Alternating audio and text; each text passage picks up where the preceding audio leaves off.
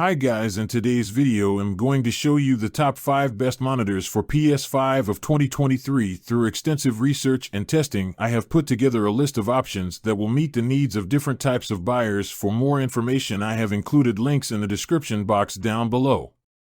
And by the end of this video, you will know exactly what the best monitor is for you. Now, number 5 on the list is the Samsung Odyssey Neo G8S32BG85 is the best monitor for PS5 that we've tested.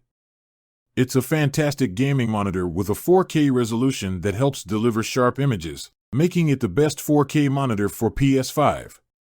While the console can't take full advantage of the monitor's high 240Hz refresh rate, you can still play 4K games up to 120Hz without issue, thanks to its HDMI 2.1 bandwidth. Its 240Hz refresh rate is great if you also plan on connecting a gaming PC to the monitor alongside the console. However, if that isn't important to you, the Samsung Odyssey Neo G7S32BG75 is nearly the same monitor with a 165Hz refresh rate and tends to cost less. When gaming at 120Hz, the Neo G8 delivers a fantastic gaming experience, with almost no noticeable blur behind fast-moving objects. Its variable refresh rate, VRR, support also works with the PS5 to reduce screen tearing. If you care about picture quality, you'll be happy to know that it displays deep blacks, and the mini LED local dimming feature helps further improve the contrast in dark scenes. It also gets bright enough in HDR to make larger highlights pop for a great HDR gaming experience. Number 4. Sony InZone M9. If you want to save some money and still want a high-end option, check out the Sony InZone M9. You don't get the same remarkable picture quality as the Samsung Odyssey Neo G8S32BG85 because it doesn't have mini LED backlighting. This means it doesn't display the same deep blacks with minimal blooming, but the local dimming feature is still okay and helps improve the contrast ratio. Regardless, this monitor is great for the PS5 because it's a Sony product with a few features that only the PS5 can use, like auto HDR tone mapping, which optimizes the HDR performance and settings based on the game. Its design shares similarities with the PS5, meaning it'll look great on your desk next to the console. For gaming performance, it has a great response time with both 120Hz and 60Hz signals, resulting in smooth motion. As expected, it works without issue with the PS5 as it has 2 ports with HDMI 2.1 bandwidth for high refresh rate gaming with the console, and its VRR support works well to help reduce screen tearing. Number 3. Gigabyte M27U. If you want a mid-range monitor for cheaper, consider the Gigabyte M27U. It doesn't have the same proprietary features as the Sony InZone M9, like auto HDR tone mapping, and it has a worse edge-lit local dimming feature, but this is normal as you'll need to sacrifice picture quality for something cheaper. Still, it's excellent for gaming thanks to its fast response time, which is better than on the Sony, making your favorite games look crystal clear with very little blur behind fast-moving objects. It's fully compatible with everything the PS5 offers, supporting 4K at 120Hz gaming thanks to its HDMI 2.1 bandwidth.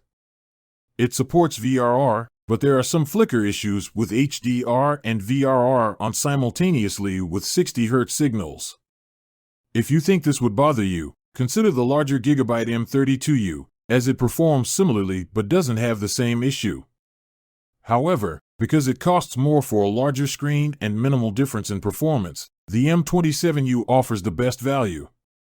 Number 2. LG 27GP850B. If you still find the Gigabyte M27U too expensive and want to save even more money, the LG 27GP850B is a good choice in the lower mid-range price category, and you can also find it as the 27GP83BB at different retailers. As you go down in price, you also lose out on features that higher-end monitors have, and in this case, the LG has a lower 1440p resolution, so images aren't as detailed. Luckily, it downscales 4K images from the PS5, resulting in a more detailed image than a native 1440p signal. It does support 4K at 60Hz, or 1080p and 1440p up to 120 Hz. But you'll need to pay more if you want something that supports 4K at 120 Hz. Unfortunately, it doesn't support HDMI 4 VRR, which is the VRR format that the PS5 uses. So you might see screen tearing in some games where the frame rate changes a lot. But most 1440p monitors don't support HDMI 4 VRR anyways. You still get excellent gaming performance as motion looks incredibly smooth at any refresh rate. Now, the last product on the list is Gigabyte M27Q. The Gigabyte M27Q is a good alternative to the LG 27GP850B 27GP83BB if you're on a tighter budget. It also has a 1440p resolution, but the main difference is that it's a step down in gaming performance.